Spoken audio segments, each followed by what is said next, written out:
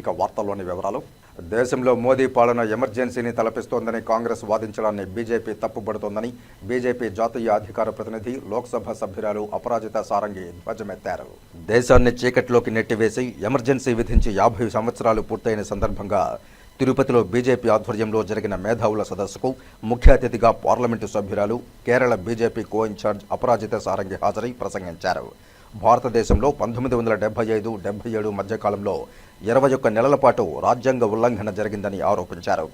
50 ఏళ్ల క్రితం దేశంలో అత్యవసర పరిస్థితి నెలకొందని, అందుకు కారణం అప్పటి ప్రధాని ఇందిరాగాంధీ ఏకపక్ష నిర్ణయాలేనని ఆమె పేర్కొన్నారు. దేశంలో ఎన్నికలను నిలిపివేసి పౌర హక్కులను కాలరాస్తూ రాజ్యాంగ వ్యతిరేక విధానాలను అప్పటి ప్రధాని ఇందిరాగాంధీ అవలంబించారని ఆరోపించారు.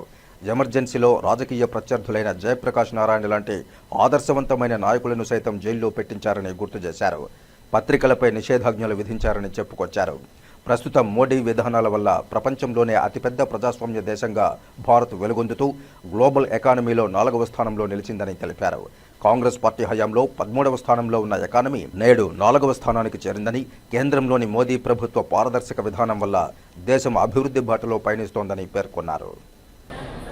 Friends, as I said, let's start on a positive note. Let's be very proud of ourselves. We should be proud of the fact that we belong to the largest democracy of the world.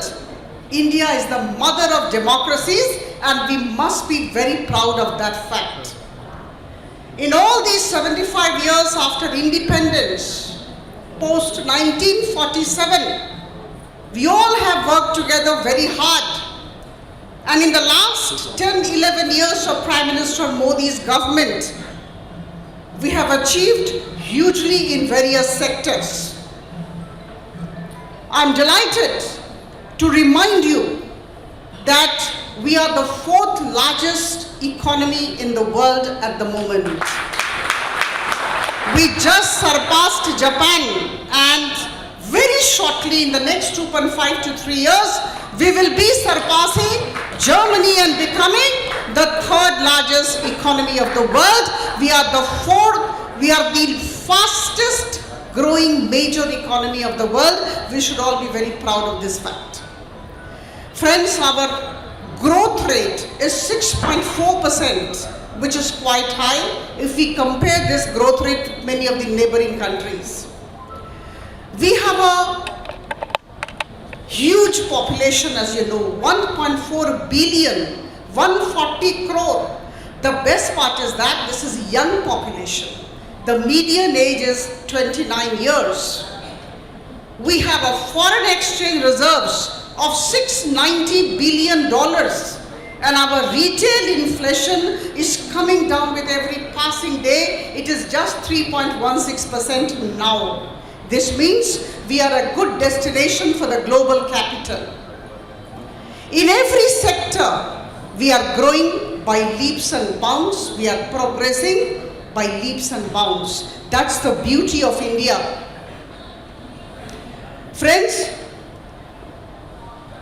we need to start on a positive note. We need to feel good about ourselves. But at the same time, I would like to take you down the memory lane.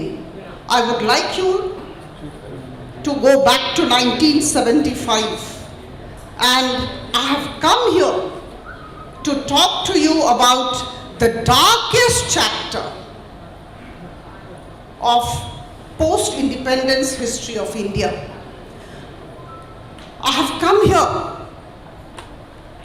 to talk about the authoritarian rule of the Congress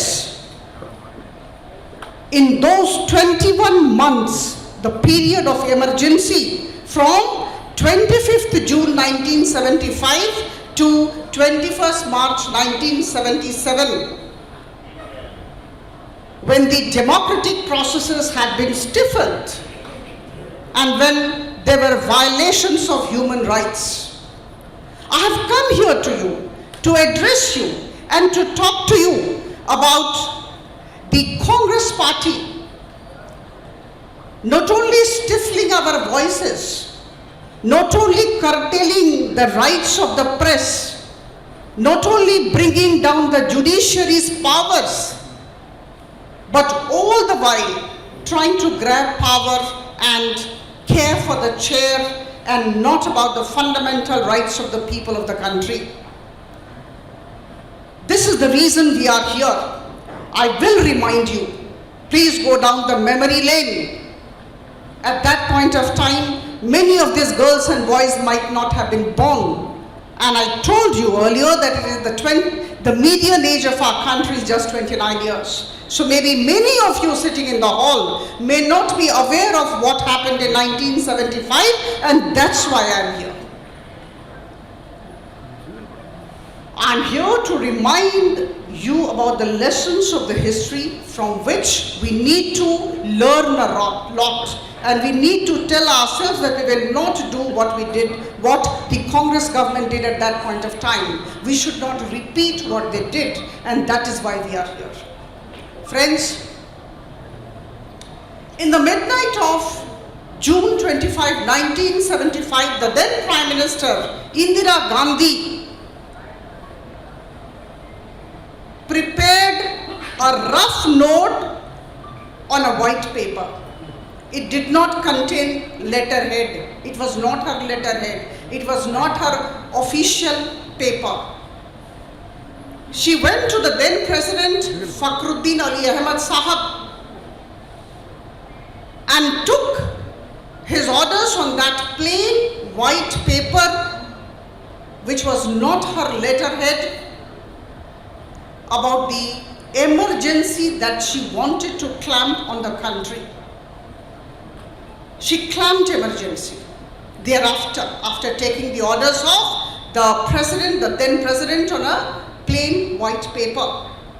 And she said there was internal disturbance within the country and that is why we need to have emergency. She misunderstood and misinterpreted Article 352 of the Constitution. We can never ever forget the then Prime Minister Indira Gandhi and her entire team and the Congress party for having brought this particular bad period to all of us. Friends, we need to understand as to why it happened. We have to understand that in March 1971, there were general elections. And in general elections, Madam Indira Gandhi won with a thumping majority. The Congress came to power at the center. But unfortunately, the opposition candidate contesting against her, Sri Rajanarayanji, did not agree to her winning, and he said there were a lot of malpractices involved and the electoral machinery had been misutilized and mishandled just to secure her seat. And he went to the Allahabad High Court against this winning of Prime Minister Indira Gandhi in her seat. My dear friends, at that point of time, what was the situation in the country? I want all of you to know, to understand, to appreciate, to acknowledge as to what happened then.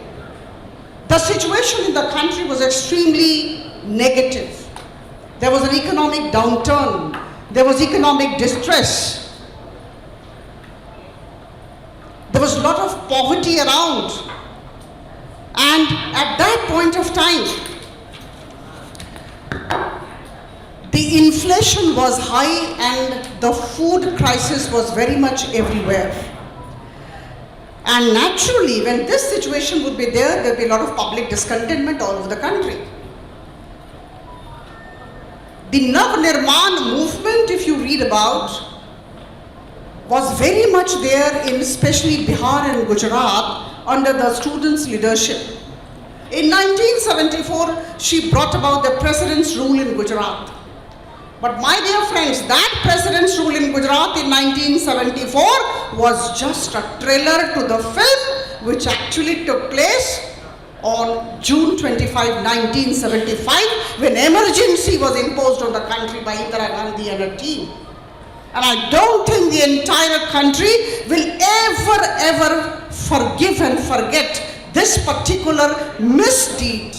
I underscore this particular misdeed of Indira Gandhi and her team and the Congress party.